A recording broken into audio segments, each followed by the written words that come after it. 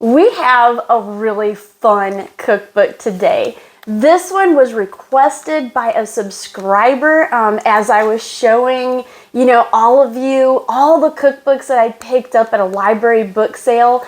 And I think this is a great pick because it's really got some interesting things in here. Now, this one, when I first saw the picture, I actually grabbed it because I assumed that it was going to be similar to the 1970s commune vegetarian cookbooks that we've looked at in the past, but that was actually not the case. It's got a little bit more of a interesting history than that, actually. It does have a little bit of a history to the cookbook in the beginning. It says that this cookbook actually goes all the way to 1966, when the first Country Life restaurant opens its doors in Grand Rapids, Michigan. And by 1990, there was actually 15 restaurants open, and they served 100% vegetarian or vegan food. Now, interestingly enough, these restaurants were actually run by Seventh-day Adventist churches. So a church could use the name Country Life Restaurant and go ahead and open up a restaurant under that name. And that kind of made an all-encompassing community in a way of restaurants that could support one another, and all of them were using more or less the same types of recipes. Now, I also found another cookbook by this Country Life vegetarian restaurants, and I went ahead and purchased that on eBay, so we should be getting that soon. Hopefully we'll have that on the channel to see how that goes. And I did some searching on the internet just to see, are some of these restaurants still open? You can see in one of the pages at the beginning of this cookbook, there is a list of restaurants that are open as of 1990, and there was one listed in Chattanooga, Tennessee. I got excited because I thought, great, we can actually make a field trip and go to this thing and see what the food is like. But it looks like almost, I guess about 8 or 9 years ago, they permanently closed. So the only one that I could see that is still a bona fide Country Life restaurant from this time period is this one that was open in Columbus, Georgia. It's the same one listed in this cookbook, and it is still open. Now, I would have loved to done a field trip to that restaurant to see, what was going on, but the best I can do is show you the website and their menu, which they post every week. And that's because Columbus, Georgia is over a 5-hour drive from here, which, I would love to do that. It's just we're not able to do that at this time. We've got so much other stuff going on, especially with our gardening and all that kind of stuff. Now, there was another one, I believe it's in New Hampshire, that was using the Country Life restaurant name also. I'm not sure if they're affiliated. I do know that this restaurant is Seventh-day Adventist, so they may be.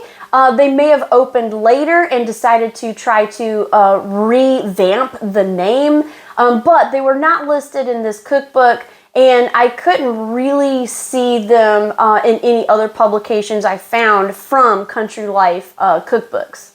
Now, this is a little bit close to home because I actually volunteered for about it was over a year in a vegetarian vegan deli right here in Greenville, Tennessee, that was opened by Seventh-day Adventists. Now, I'm not Seventh-day Adventist, but I thought their little restaurant was cool, and so I kind of wanted to be a part of it and help them get it up and running.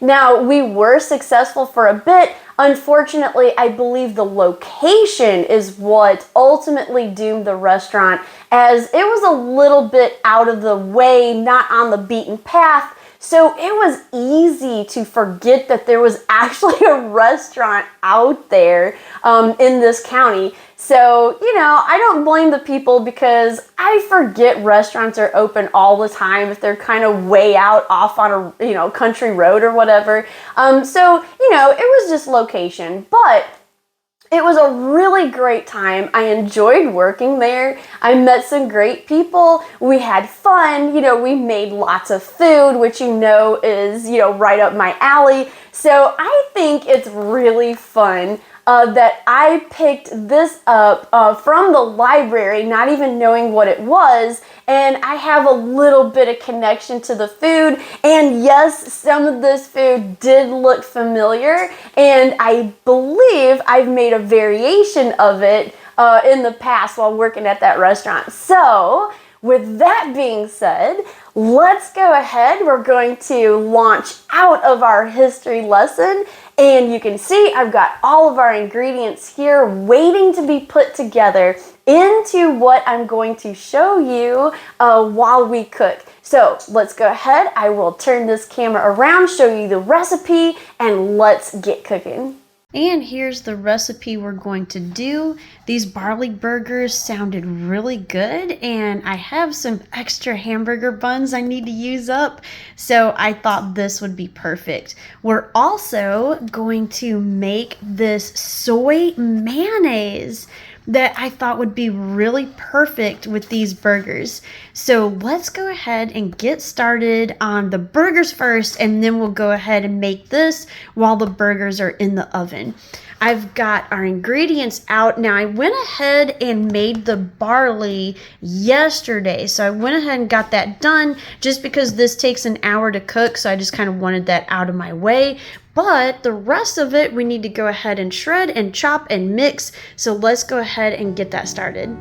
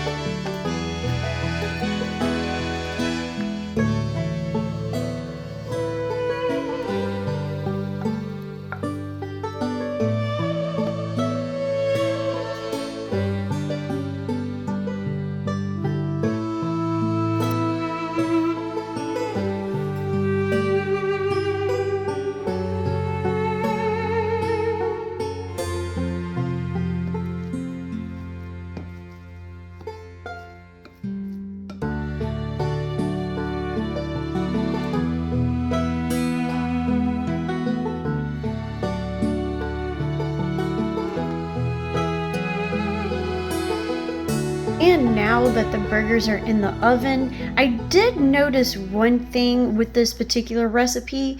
You'll see that it says to use a half-cup portions, which is what I did, and that is not going to give me the 16. I'll probably get maybe about 10, 12. So I think this is either a misprint or they're just giving you an alternate way of doing it, so you can cut them down to a third and get 16. Another little fun thing that I found with this cookbook is I wondered why it seemed like randomly some words would be all in cap lock. And that's actually because if you see that, that means that the recipe for this ingredient is in this cookbook.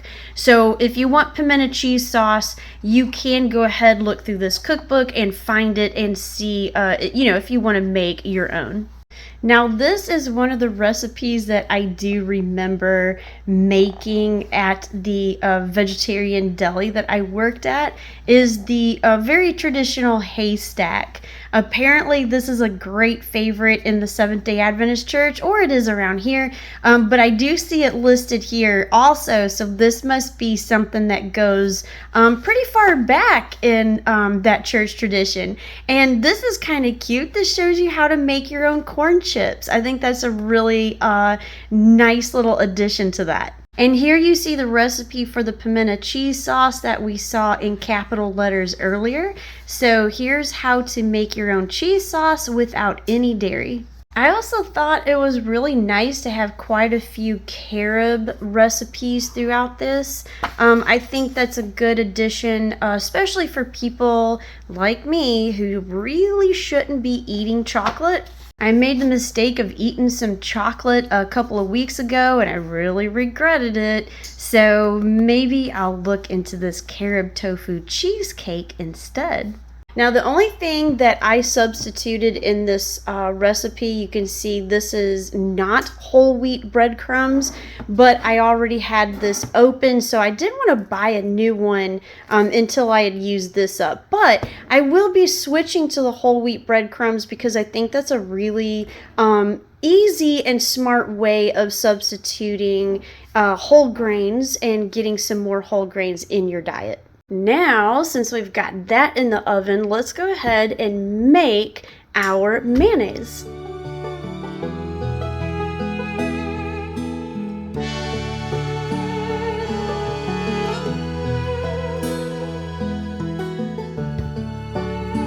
I am shocked. I didn't trust the process. I thought this was going to be a runny mess and not be spreadable on a burger, but look at that.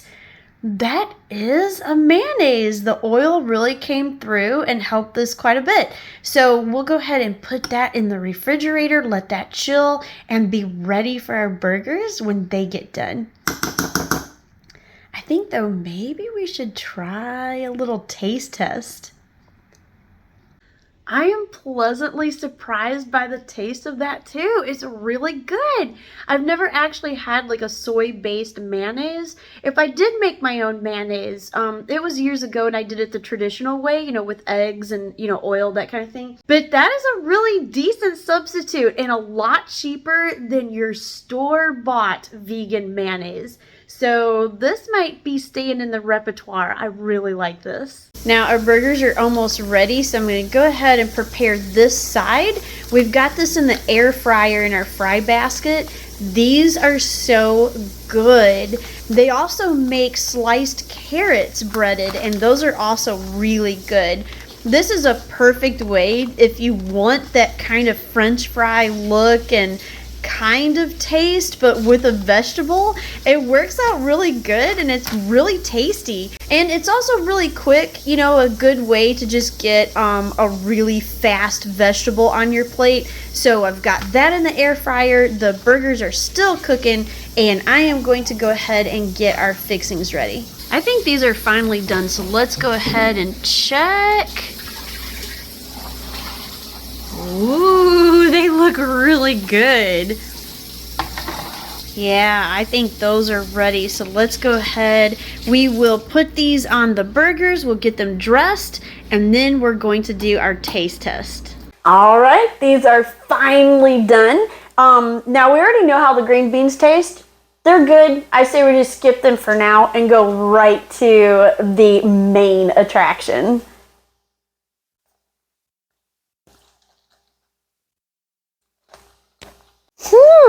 It's definitely... Well, that is not a taste that I expected. No. It's not... I mean, it's good. I know. Okay, now, on our new verdict panel, where would you put it? I would probably...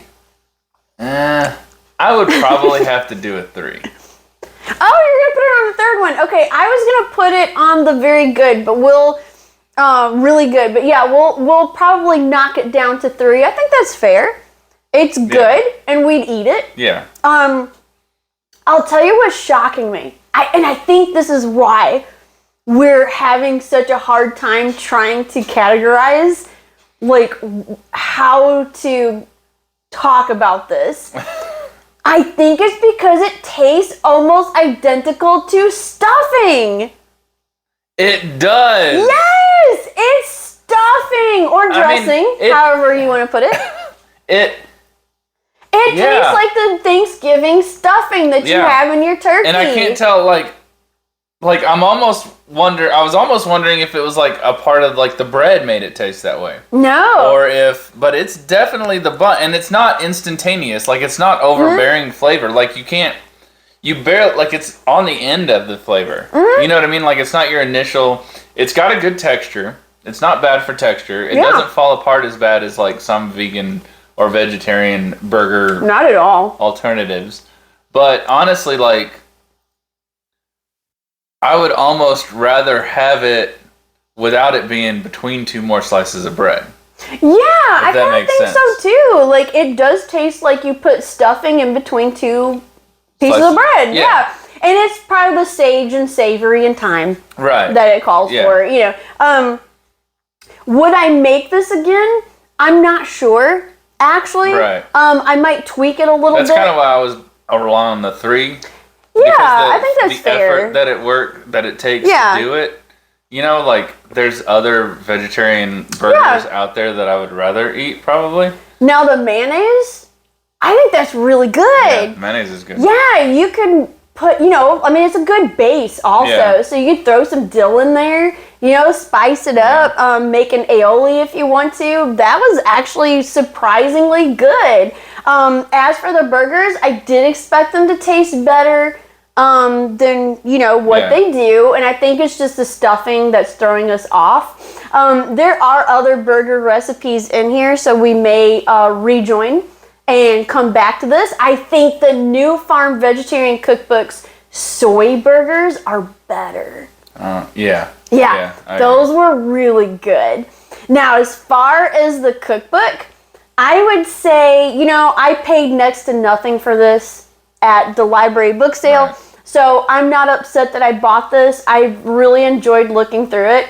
There's some other recipes in here that I think are pretty interesting that I've not seen in some other cookbooks that I think, you know, I would like to try. So I think if you are vegetarian, vegan, and you want to see, you know, what were they cooking back in the 90s, you know, at a vegetarian restaurant, I think this is fun to pick up if you can find it for a couple dollars on eBay, which I'm sure you can. So yeah, I think we would probably leave it at that. If you are an ardent meat eater, I don't think this is gonna like sway you one way or another to vegetarianism.